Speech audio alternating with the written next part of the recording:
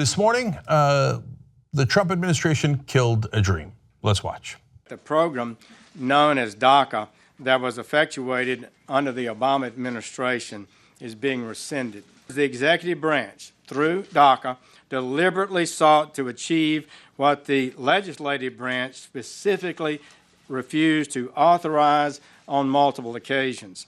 Such an open-ended circumvention of immigration laws was an unconstitutional exercise of authority by the executive branch. So if you're not familiar with it, DACA is Deferred Action for Childhood Arrivals. It is the people who partake in it are called dreamers because they're living the American dream. They were brought here when they were young children, all brought before they were adults, so they could not commit a volitional act to enter the country. They didn't do anything wrong, and most of them have spent all their lives here. Some of them don't even know any other language, let alone any other home. So let me give you details on how they killed that dream. In a phone call with reporters Tuesday morning, a Department of Homeland Security official said on background that current DACA beneficiaries whose permits expired before March 5th of 2018 would be eligible to reapply for an extra 2 years of protected status. However, that means hundreds of thousands of people whose permits expire after March 5th would be eligible for deportation as early as the next day, ABC News first reported. So some people get a 6-month reprieve, or for 6 months they can still get a reprieve for up to 2 years. But anyone who is not renewed by that time can be kicked out immediately. Hundreds of thousands of DACA recipients with permits expiring after that date, however, could soon see the information they gave the government as part of the program's application used to deport them. So when Obama said, hey, if you register, we're not going to deport you, Trump says, just kidding, we're going to use that information to deport you. Oh, it's a gross violation of trust. And it's disastrous in many ways, as I'll explain here. Okay, the official claimed the Department of Homeland Security will not take action to remove active DACA beneficiaries. The transfer of information from USCIS to ICE, that's the custom officials and immigration officials, would only take place where there is a significant law enforcement or national security interest. That is, of course, not true. This is exactly what Trump said about, when I get in office, I'm going to prioritize kicking out the criminals first, and we are not going to go after non-criminal undocumented immigrants. And then they went after them. Blatant violation of what he had said earlier. Of course, he's a pathological liar, does it every time.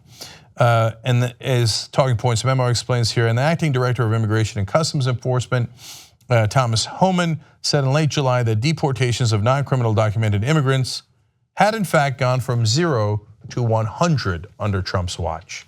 So when he said that they wouldn't go after them, it was just not true. He's not telling the truth today.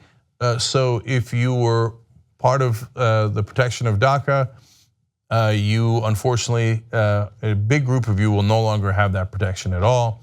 I'm going to tell you how devastating that is in a second for how many people are involved. First of all, there's 800,000 people at a minimum that could be affected. I'll give you one haunting fact that we mentioned on the show last week. 16% of them own houses. If you got rid of all of them, all of a sudden you'd have ghost towns in so many places in America. Gigantic amount, hundreds of thousands of homes would be empty, let alone the cars. It's something out of a horror movie, or maybe this is their version of haha. You're gone and the good people stay. I don't know.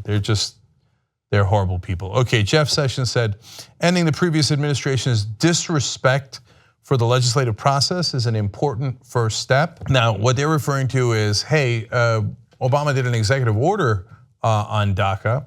Obama's about to explain that in a second, but keep in mind that among the very first things that Donald Trump did was an executive order on immigration. In his case, it was to ban Muslims from certain countries. What happened? I thought executive orders on immigration were unacceptable and unconstitutional. No. When it's filled with hate, it's totally constitutional. When you're actually trying to protect people living the American dream, almost all of whom have gone to high school and then college or the military, and almost all of whom are employed and productive members of society, that's filled with love, so that's unconstitutional. If you fill an executive order with fear and hatred, that's constitutional. That's a great legal principle to go on. Okay, so Obama explains why it happened the way that it did, because he wrote about it today. And they say, oh, ex-presidents aren't supposed to talk about what the current president is doing. Are there any rules left? Are you insane? Donald Trump's been attacking Obama nonstop. So it's all his fault. He was a loser president. Okay, so Obama did a gentlemanly post on Facebook. Wow. Anyway, here's what he explained in regards to why it was an executive order.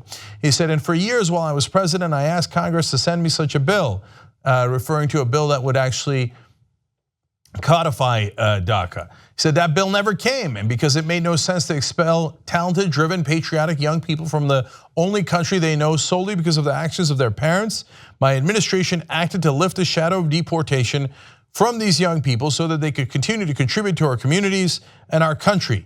We did so based on the well-established legal principle of prosecutorial discretion deployed by the Democratic and Republican presidents alike, because our immigration enforcement agencies have limited resources, and it makes sense to focus those resources on those who come illegally to this country to do us harm. And then he went on to explain how he broke the record on deportations of criminal undocumented immigrants. But this was all not good enough for Donald Trump. He said, but we must also recognize that we're a nation of opportunity because we are a nation of laws. Now that's funny because they're going to talk about rule of law a lot. I thought that he just pardoned Sheriff Joe Arpaio, who refused to listen to the rule of law. Sheriff Joe didn't just break any old crime where an immediate pardon like the one that Trump did would have been questionable to begin with. But no, the crime that Joe Arpaio committed was one of ignoring the rule of law altogether. A court gave him an order and he said, I don't care about the law, I don't care about the courts, I'm just not gonna follow the law. Back then, Trump didn't care about the rule of law at all. Back then, as in like a week ago.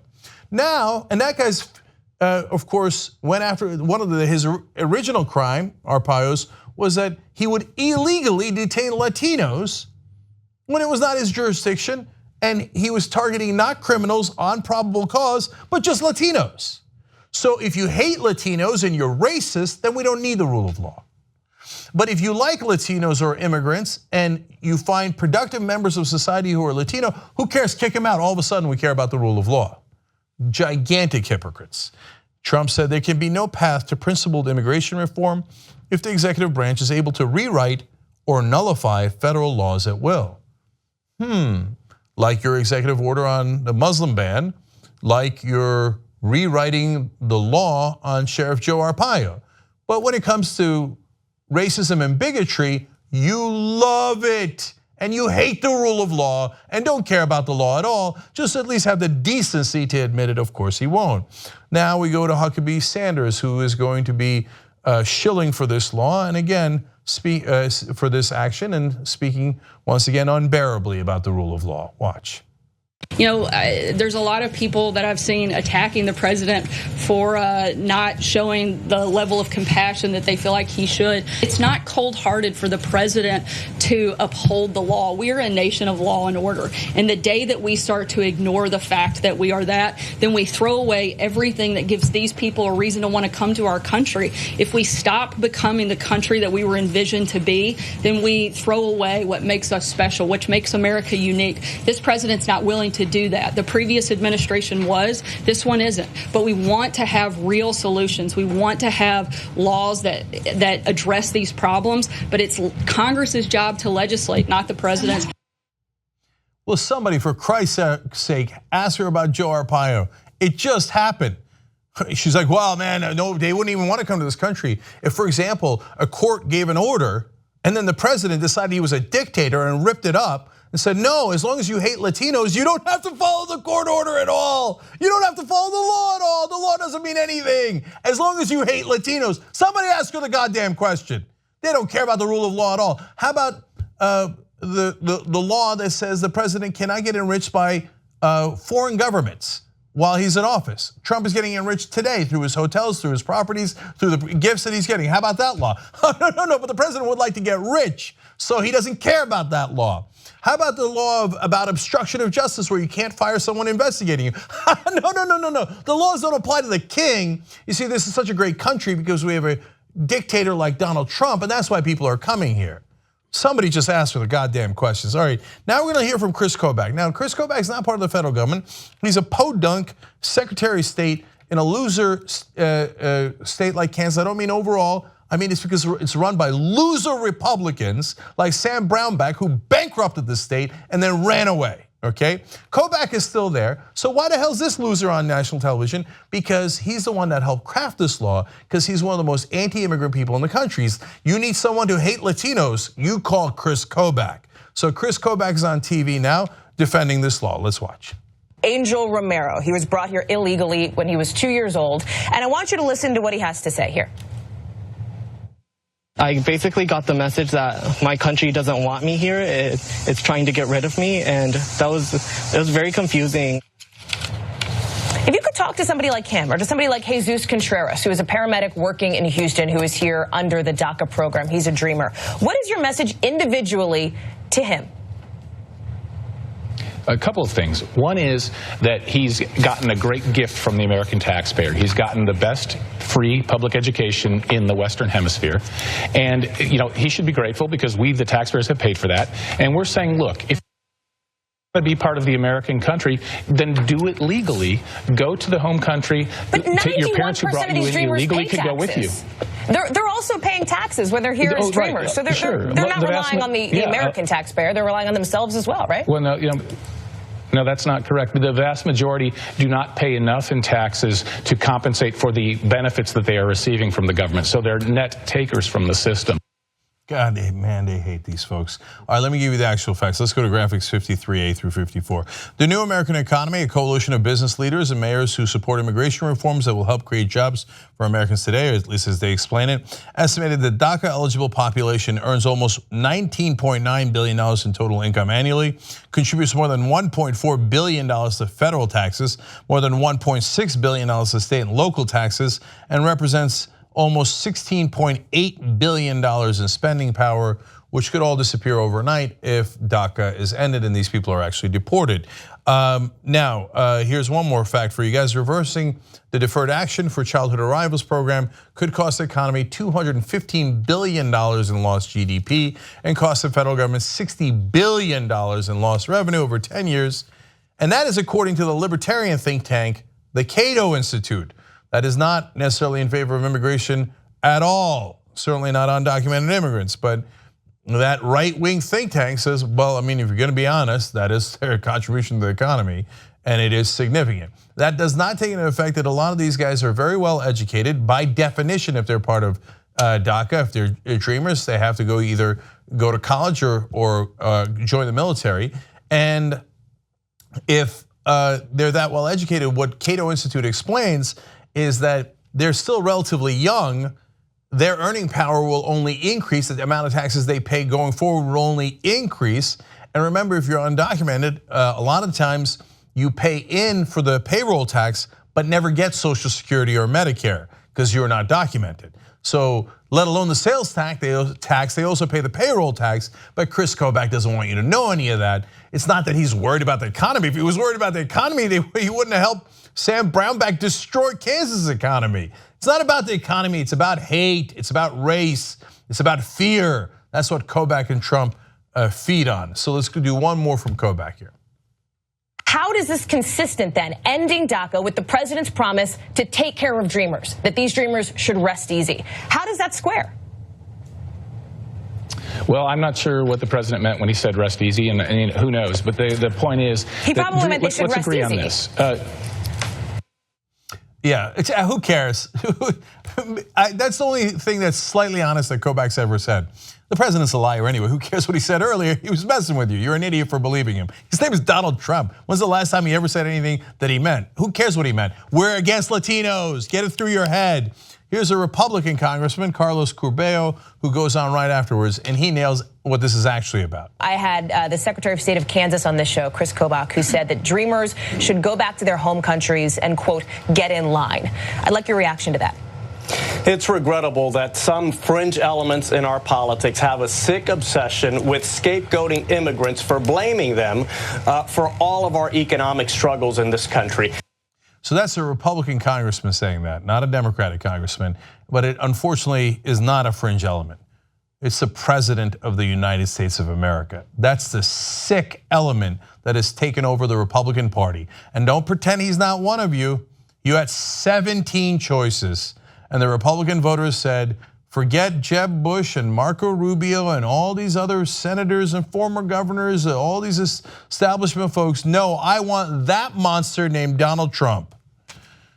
Now, final piece for you guys on how much of an effect this has. More than 97% of dreamers are in school or in the workforce. 5% started their own business, 65% have purchased a vehicle, and 16% have purchased their first home. At least 72% of the top 25 Fortune 500 companies count Daca recipients among their employees. They are taking some of the best of us and wanting to remove them from our country. And these folks didn't do anything wrong. We're putting the sins of the parents onto the sins of the children. The people who are supposed to know better are supposed to be good Christians who read in their Bible that you're not supposed to do that.